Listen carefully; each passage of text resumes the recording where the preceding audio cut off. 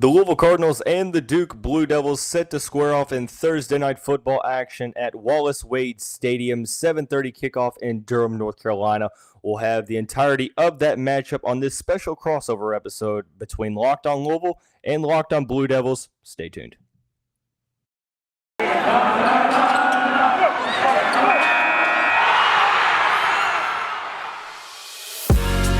You are Locked On Louisville, your daily podcast on the Louisville Cardinals. Part of the Locked On Podcast Network, your team every day. What is going on, everyone? Welcome into this special Thursday edition of a Locked On crossover pod. I'm Dalton Pence, the host of Locked On Louisville. With me this morning is Locked On Blue Devils host JJ Jackson. What's going on, JJ? Dalton, I'm really excited that we were able to do this. A big game, Yep. Thursday night football in the ACC. Both of these teams at very different positions in their current 2021 football season. But at the Locked On Podcast Network, it's always fun when we can do these crossover episodes. So let's talk a little football, man, and learn a little bit more about each other's team. Yeah, so here's how we're going to break this down for this episode. We're going to talk a little bit about the Duke Blue Devils in the first segment, flip the script and talk about the Cardinals in the second segment, and then bringing the episode home. We'll kind of talk about what this matchup means in terms of implications for both teams as the season comes down to an end. Before we get into the content of today's show on social media, you can obviously follow me on my Twitter handle in the graphic below. But JJ, I know your logo isn't necessarily on there thanks to my inability to be tech savvy. Just give a quick shout out to where they can find you on social media before we get started. Sure. The podcast always at LO_Blue Devils. And then I'm on Twitter at _JJ_Jackson_. And happy to be here. Let's talk football. Yes. So we are going to start out with the Duke Blue Devils. I'm going to pick JJ's brain because I got to be honest, looking at this, this Duke team, head coach Scott Satterfield for Louisville mentioned, in his weekly press conference where he usually does a little bit of preview into the opponent to be, so to speak. He said, it's kind of hard to prepare for the Duke offense because we're not necessarily sure who is going to be starting at quarterback in this matchup. Is that now? Obviously, that was Monday. Has a starting quarterback been named? Obviously with the game being today, or is it going to be kind of one of those we'll wait and see by committee approach, so to speak? I'm going to be surprised myself to see who takes the first snaps under center. Gunnar Holmberg obviously has been the guy throughout the majority of the season. He's been injured the past few weeks and finally did not play last week versus Virginia Tech, and they saw two freshman quarterbacks split time between Riley Leonard and Jordan Moore. I believe Gunnar Holmberg is trending more towards a return, but I think Coach Cutcliffe wants to leave it as a game-time decision. And for that being said, I have zero clue. That's why I can't wait to turn the television on and see exactly who's under center for Duke. Now, obviously, Mataeo Durant, one of the top 10 running backs in the nation statistically in yards per overall total yards on the ground, actually right. Number 10, so to speak, coming into this game. But Jordan Moore last week, over 100 yards on the ground, broke off a 40-yarder, had a touchdown as well. Obviously, Duke has struggled, to say the least, in the ACC slate of things. But Jordan Moore came in. I watched some of what he did last week, and I came away impressed. And I think that, for a rushing attack that might be, an overall offense that's kind of one-dimensional in a sense, being able to add a dual-threat quarterback, does the success from last week kind of, lead you to think that he could get the nod in this one? Absolutely. I think there's got to be something to be said for that. He threw the ball more as well. It's interesting, early in the non-conference, which Duke played well, 3-1 in non-conference competition. They have not won a game since then because they knocked those 4 games out of the season. Knocking out the mighty powerhouse of the Kansas Jayhawks. Exactly. Tough test for Duke. But early in the year, Jordan Moore was playing more than he was towards the start of ACC play. He would come in sort of wildcat packages, so to speak, as the quarterback, but would be a designed run or a read option every time he was on the field. Very easy to scout for. What was different this past week versus Virginia Tech, Riley Leonard did get the start. He's more of your traditional pocket passer that is out of Fairhope, Alabama, in his freshman season as well. But they wanted to give Jordan Moore some more playing time. And as you said, his ability to run the football kept him in the game. And then he was throwing the ball well, the most pass attempts he's had in a game this season. had a touchdown pass to Eli Pankel, positive spark for the Duke offense. So I do think it's fair to assume that if you pick a starter based on recent results, Jordan Moore would be the guy for Duke if Gunnar Holmberg's not 100% ready to go. Sure, and kind of the last thing I want to ask about this offense. We talk about Mataeo Durant, and I feel like for Louisville, last week was all about stopping Syracuse, who number 3 in the country in total rushing. Garrett Schrader, Sean Tucker. The Cards really did. They held their own. They held them to 3 points. Yeah. I felt like, previewing this game, it was kind of a lot of the same thing. Duke not necessarily a great team through the air, but if you let them, Durant is, a guy that can, truly, make you pay. What stands out the most about his game that, leads, him to be so successful? Is there something about, his skill set that kind of jumps off the screen when you watch him? I think he's just, first and foremost, big. And second, he's been consistent. He's 6'1". That's a big running back. He's been consistent throughout the season. There were portions in the year where it really was Mataeo Durant and Sean Tucker going back and forth, swapping who was the top of the ACC in every rushing category. Sean Tucker's run away with that. And this past week, when Mataeo Durant only had 30-some-odd yards rushing, that hurt his cause. I think he's just worn down throughout the season, Dalton. I think that he has been the focal point of the Duke offense. And for that reason, teams know to scout. That's what Louisville will do. I think that Duke will struggle to run the football in tonight's game versus the Cardinals. But he's so talented. He is the 6th running back in the history of Duke football to have a 1,000-yard season. Wow. That is mind-boggling to me. Only 6, Dalton. Like, there are teams in college football that have 2 every year, it feels like. It feels like Wisconsin's got another exactly. 1,000-yard running back every season. But Duke football has only had 6 in the history of their program. So it's amazing that Mataeo Durant was able to have as good of a year as he's had this season. Still has 2 more games to add to those stats. But it just shows you where this Duke football program has been in the big picture and kind of gives you more appreciation for what exactly Mataeo Durant's been able to accomplish, because no one's ever done that in Duke football history, really. Right. And kind of shifting quickly over to the defense, it seems like, the defending the pass has kind of been the Achilles heel, so to speak. I think second worst in FBS, second worst in total defense. I think they're giving up literally like 499 yards a game, which is. I wish you had better stats to give me, but every stat you're presenting. It seems like true. If you remember 2018 Louisville, which is one of the worst statistic teams of all time. It seems like there's some draw. What does Duke need to do to try to begin to pull this upset off when you have a quarterback like Malik Cunningham that you have to respect not only in the air but on the ground? Does that put a lot more pressure on guys like Shaka Hayward, so to speak? 100%. Shaka's got a really tough challenge monitoring, kind of being that Mike linebacker for the Duke defense. He's going to have his eyes on Cunningham every single play to know if he's going to throw it, if he's going to run it, if he's going to use his legs to create a better passing option. I mean, Cunningham has been so much fun for me to watch, and I'm not watching Louisville every week like you and all of your listeners are. So he's been a really fun player to watch this season. The Duke secondary has been banged up throughout the year, and also there's just not a whole lot of talent in that room. That's something that they're hoping to change in the years to come. Trooper Taylor was on the offensive side of the ball coaching Duke. He's now moved over, and he's the position coach for the DBs. They've shown improvements, but that just shows you where they were, that they were so bad so far back that they're really struggling this year. Had a couple of guys get drafted into the NFL out of the secondary a year ago, and it's just been hard to replace them. Right. So, yeah, I mean, I'm glad you've kind of cleared up the defensive side of things, because when I look at it, I always I followed Shaka Hayward's recruiting journey.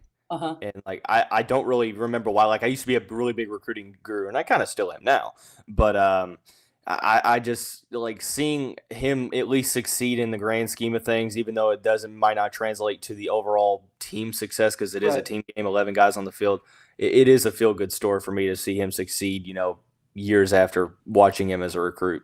Yeah, no, it's amazing to see what he's been able to do, and I think he's been a really good defensive leader for this Duke football team. The coaches speak very highly of him, and he's very passionate out there on the football field. He's got a little edge to him, Dalton. He's not afraid to talk trash a little bit here and there, and so I certainly respect that. But yeah, it's exciting to see what Shaka Hayward's going to do throughout the rest of this year and in the years to come for sure. Mm-hmm. So, I mean, in the grand scheme of things, I mean, is this a game to where, Louisville's a 19.5-point favorite? Do you think that, Duke is able to fit into that blanket, or is it going to be kind of like more of the same in the ACC slate? I really wish that they would be able to be a little bit more competitive. I mean, this is such a cool moment it's ESPN, right? Duke football and ESPN. This is a school that is used to having every single basketball game on big time ESPN in prime time. Football, not so much. And so when you get these big opportunities for the sports world to see your football program, you want to step up, you want to live into the moment. I just don't think they're going to be able to, because I'm terrified of what Louisville is going to be able to bring, which I can't wait to in our next segment ask you a little bit more about those Cardinals, because Cunningham looks so special on paper. Watching his highlights, he's tremendous. I really don't know how Duke keeps this a close football game. It pains me to say that. Duke fans, it pains us to say that. But I think we're realistic with where the program is right now, and do know that, look, this is going to be a tough task, and I just don't see how Duke wins this football game or really makes it competitive. Right. I agree. That game coming up just here in about 11 hours or so, but right now is Made In. JJ, talk about our friends over there. I would love to. Well, Dalton, you're listening to Locked On Blue Devils and Locked On Louisville on this crossover edition here today, getting you set for Duke and Louisville a little bit later tonight. We do want to tell you about our friends over at Made In. Made In produces professional quality cookware for those who love to cook. They source the finest materials and partner with renowned craftsmen to make premium kitchen tools available directly to you without the markup. Made In products are made to last, and they offer a lifetime guarantee. Their cookware distributes heat evenly and can easily go up to the stovetop to the oven. They have 40,000 plus 5-star reviews, and their products are used by some of the world's best chefs at Michelin-starred restaurants around the world. Right now, Made In is offering our listeners 15% off your order with promo code Locked On. This is the best discount available anywhere online for Made In products. Again, go to madeincookware.com/locked on. Use promo code Locked On, LOCKEDON, for 15% off your first order. Made In, better cookware for better meals. Welcome back into this crossover episode of Locked On Louisville and Locked On Blue Devils. I'm Locked On Blue Devils host JJ Jackson. So thrilled to be joined by Dalton Pence from Locked On Louisville. Big game tonight, 7:30 Eastern time on ESPN between the Blue Devils and the Cardinals. And Dalton, we get ready for tonight's game. Duke fans, we've talked about him already, but Malik Cunningham has got to be atop the scouting report for this entire coaching staff, this entire Duke team. Malik Cunningham, has he been as impressive as Louisville fans expected him to be this season, or has he surpassed expectations? Well, it's interesting you say that because, to talk about expectations, you have to acknowledge the fact that he is the first permanent quarterback after Lamar Jackson, who just got his number retired at Louisville, second in program history. So expectations are through the roof because, in the past 20 years, you've had guys like Brian Brom, like Teddy Bridgewater, Lamar Jackson. So, realistically, it's not necessarily a personnel thing. It's just a matter of whoever the quarterback is. The expectations are pretty high. So I think, I mentioned on the Tuesday edition of the Locked On Louisville show that, he's not getting the praise he deserves. He is now second in program history in touchdowns responsible for, trailing only Lamar Jackson. The issue with Louisville fans is that they are trying to see Cunningham in a light that he's not. He's not a traditional pocket passer. There's times where he doesn't make the right reads, where he'll over or underthrow wide open guys. But, if you mention anybody in college football history, I'll go out on a limb and say those guys made some mistakes. Malik Cunningham has exceeded my expectations this year. After the first two games, I'm like, look, the Louisville offense has to get better, and that starts with the signal caller. Right. Malik's been phenomenal. He's got 16 rushing touchdowns on the season. That's double than what he did last year. Passing the ball, I thought against Syracuse was his best passing performance. Just from a matter of making reads. So to answer your question, I guess it really just depends on who you talk to, because there's a good amount of the fan base that's like, okay, yeah, Malik is as special as what you're seeing, but there's also some people in Louisville fans that are almost impossible to please, saying, well, he's not throwing for 500 yards and, scoring 52 touchdowns a game. And it's like, what are your expectations? Right. So give me a little bit more on sort of Malik, the player himself, and the way his stats kind of line up. You mentioned those 16 rushing touchdowns, which is crazy, by the way, for a quarterback to be in that number. And the fact that you mentioned directly after Lamar Jackson, like no one wants to be the guy after the guy. Let me be the guy after the guy after the guy. Like a little bit of time to forget about Lamar was. And Malik's done a great job this year. Of those 16 rushing touchdowns, what have those looked like, Dalton? Is that Louisville getting the ball inside the 10, inside the 5, and calling his number? Or these big plays that he's turning into touchdown runs? How does he find himself in a position at the quarterback spot to have 16 rushing touchdowns this year? Well, I think number one, and this is the first and foremost thing, and what Malik will tell you is like this offensive line has been getting better each and every week. They kind of have a little setback against NC State down in Raleigh, but for the most part, I mean, they have really impressed me and kind of lived up to the preseason hype. So that's number one. Number two, it's kind of a mixed bag. He has the ability to rip off 40, 50-yard touchdowns, which he has done. There's been no shortage of that, but around the goal line is when he gets very dangerous in the RPO situations.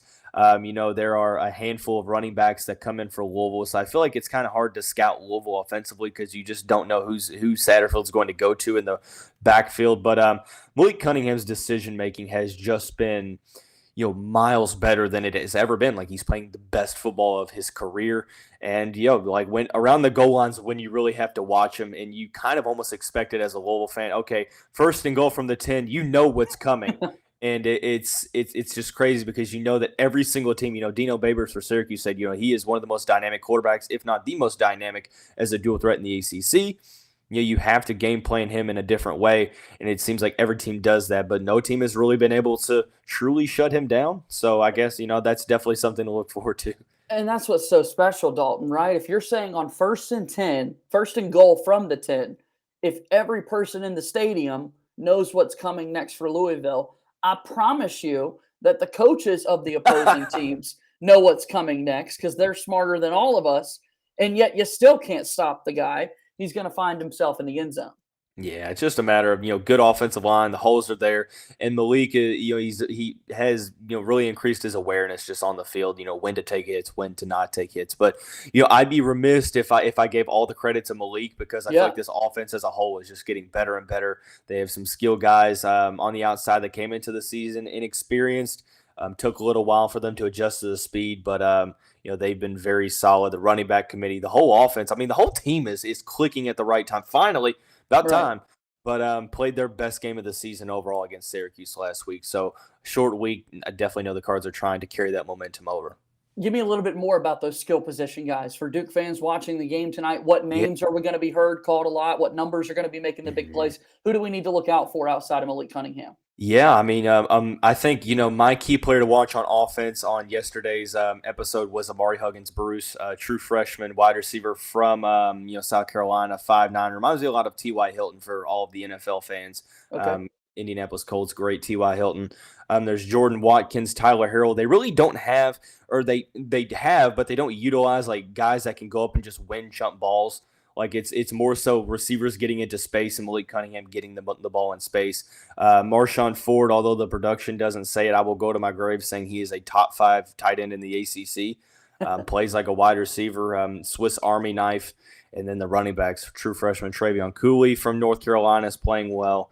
And Jalen Mitchell as well. So, there's a lot of, good, talent overall in these skill positions. It's really just a matter of guys, getting out there and, setting the tone and, talking about setting the tone, the Louisville Cardinals are facing bowl eligibility, possibility of achieving bowl eligibility in this game. Duke, on the other hand, it's more so just trying to get some morale at the end of the season. But First, I want to talk about setting the tone in a different aspect of things. BetOnline has been setting the tone in that industry for quite some time now, and I'm very proud and honored to talk about our friends down there.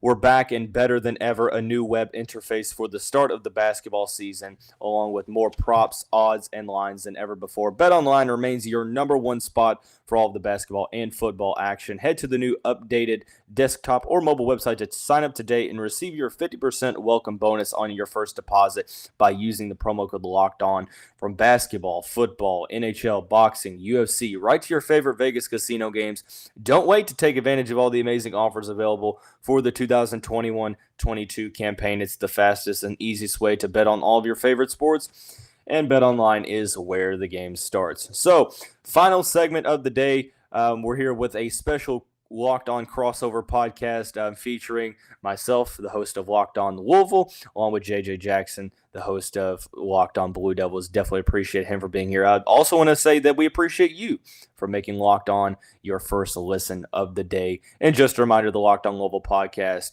is free on all streaming services and on YouTube now, 5 days a week, your team every day. So let's talk some implications for this game. We mentioned Louisville bowl eligibility is on the line, and with a game against Kentucky next week that is kind of up in the air at the moment, this is the opportunity for the Cards to go out and get this done. Duke, on the other hand, JJ, I'm curious, is there anything else that, because there's been the rumors about David Cutcliffe retiring and the whole 9 yards there, but does this game serve more than just like a momentum swing trying to end the season on a positive note for Duke? I wish there was more to it, but I do think at the end of the day, that's what it is. Just truth be told, they're 3-7 right now on the year, trying to avoid a 3-9 season and looking for their first ACC win. There are a lot of seniors that have been through a lot throughout their Duke career, and I would love for them to get an ACC victory on their way out. I think the cooler thing that is more of a topic for Duke, because they don't have bowl eligibility looming or that sort of thing, just the fact that here we are, Louisville and Duke, man. We could sit here and think about all of the greatest games these two schools have played against each other on the hardwood, but not on the gridiron, right? They've only met twice before, given the new ACC structure, Louisville joining the conference and that sort of thing, only playing in 2002 and 2016. And Duke's never beat Louisville before. So as you're trying to go through the your 2016 one was a little interesting. That was it was kind of in a lull, and I was like, oh, man, they'd really been kind of playing bad. Right. It was Lamar Jackson and the guys. Yeah, exactly. It was Lamar Jackson trying to take down the Duke Blue Devils. And I'm not going to lie, I was in attendance for that game, and I kind of got a little nervous because it was a lot closer than I wanted it to be. And so in the ACC sort of bingo card, Duke's still got a couple of teams that they haven't beaten before, right? And Louisville would be one of those. And I think for the fans, that means something to see these games be played more frequently now that they do share a conference. Again, letting the game be at a primetime level on a Thursday night on ESPN to be able to get and watch them play. And then, like you said, there is such a big cloud over the Duke football program right now with the future of David Cutcliffe. He's got 1 year left on his deal. Things are not going well for the program. How old is he? He just turned 67.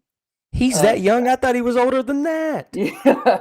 It seems like he's been there forever. He has been there for 14 years. That's the thing. Like, it's 14 years has been a really rarely long ever see time. that. Right. Yeah. And you really don't. And you're not going to see that again, most likely. Right. The way he's been able to elevate this Duke program, getting them to, for 4 or 5 years, consistently competing for a bowl game. They hadn't seen that since the mid-90s. When Steve Spurrier called Durham home and took Duke to one of the very few New Year's Six bowl games they've ever been to when Spurrier was in Durham. So the fact that I want Cutcliffe to be celebrated is sort of what I'm saying here. I do want him to be able to go out on his own accord. I don't, and I think I speak for a lot of the fans, don't want to see this be so bad that he's sort of forced out given his age. I would love to sort of celebrate him, win a couple of ball games, and then transition into the new era. Gotcha. I think, it definitely makes sense. Yeah. Outside of bowl eligibility, is there anything else that is up for grabs here for Louisville? Well, I think more so, bowl eligibility is there, but I think it's also important to note, the duality of it, the yin and the yang. If Louisville were to lose this game, I feel like the fan base is kind of hostile anyway. I talk like in a playful way and say that the worst thing Scott Satterfield could have done was winning 8 games in his first year at Louisville, because the expectations kind of go from reasonable to, okay, why are you not winning 8 games every single season if you did so in the first year? The ACC's down.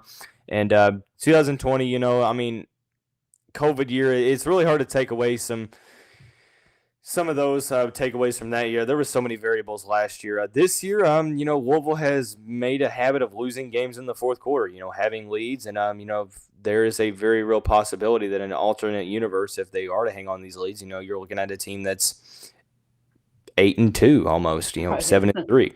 So I think more so it's just like, making sure you handle business in this game. Even if it's close, I think like a close game could also make the fan base kind of be like, oh gosh, here we go again, because there is a lot of momentum. I mean, the team's been playing well, although, they haven't really necessarily been able to get over the hump in recent weeks, but they had the best game of the season against Syracuse. The fan base is kind of starting to get reeled in. I got to be honest, I feel like a lot of the fan base is kind of overlooking this game because Kentucky's on the schedule. They've embarrassed us the past couple of times we played them. So, all focus has kind of shifted to that. And that's no disrespect to Duke.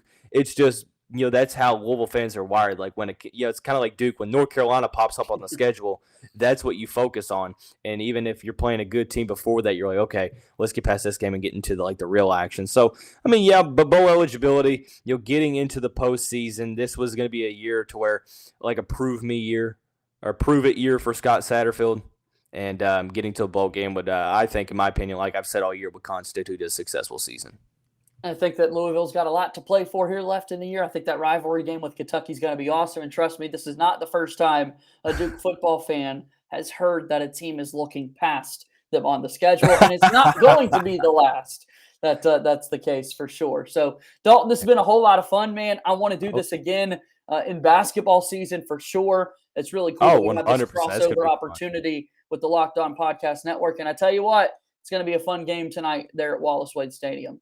Oh, yeah, definitely. So before we get out of here this morning, I want to first plug in both social media. I'm going to give a quick shout out to the Locked On Bets podcast hosted by your boy Q with expert analysis from Lee Sterling. You can check that out on the Odyssey app or wherever you like to get your podcasts.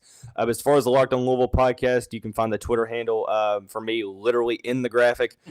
Just copy and paste it. If you can copy that. I'm not even sure if you copy it, but literally _underscore is not that hard to understand. Lock at LO Louisville is the podcast Twitter page. JJ, plug us into Locked On Blue Devils. For sure. At LO _Blue Devils is where you can find the show. And then at _JJ _Jackson _ And also want to give a little plug to Locked On ACC. It's getting late in the year. A lot is up for grabs for the Atlantic Coast Conference. And that also means the later we get into football season, Dalton, means the further we get into basketball season. We've already seen some really big basketball games so far. Duke's already had a big win on their season, so make sure you check it out. And they beat Kentucky. Louisville's got to be pretty I was about to say, I was like, shout out to Trevor Keels. Shout out to those guys, man. Definitely, I was definitely cheering for the Blue Devils. But that's going to wrap up this very special Locked On crossover pod between Locked On Louisville and Locked On Blue Devils. Everyone have a great day. Celebrate accordingly. Don't forget the post-game recaps the following day. No better place to get that than Locked On Blue Devils, Locked On Louisville. Everyone have a great rest of your day. Go Cards. And we'll see you right back here tomorrow.